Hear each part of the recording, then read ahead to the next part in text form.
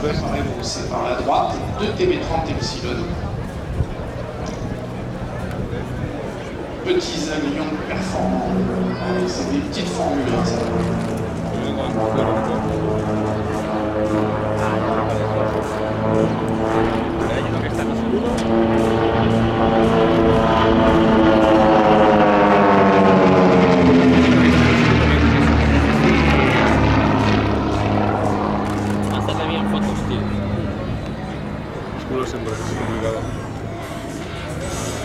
Allez, les 2 TB30 s'éloignent un petit peu, ils vont revenir. Passage à 2.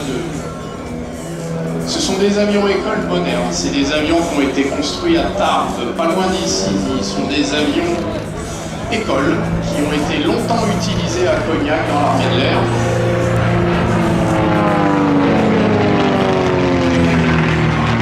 Et il est devenu pilote d'essai dans la firme Dassault, pour ensuite devenir chef pilote d'essai. Il est aujourd'hui retraité. Il habite à Andernos.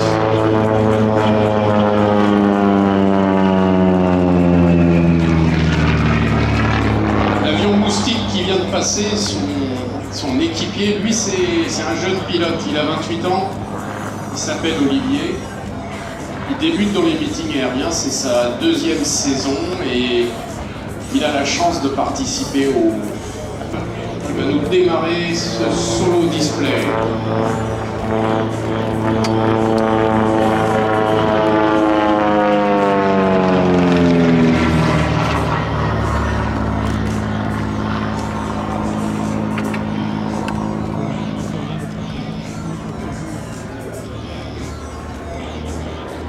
Cet avion, il a été réformé il y a à peine quelques années de l'armée de l'air.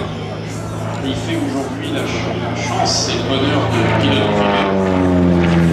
Et Philippe qui a acheté cet exemplaire, ce blanc là, qui est devant nous maintenant, imaginez-vous qu'il a été, voilà, il a attendu 30 ans après, et bien il s'est porté acquéreur aux États-Unis de cet avion.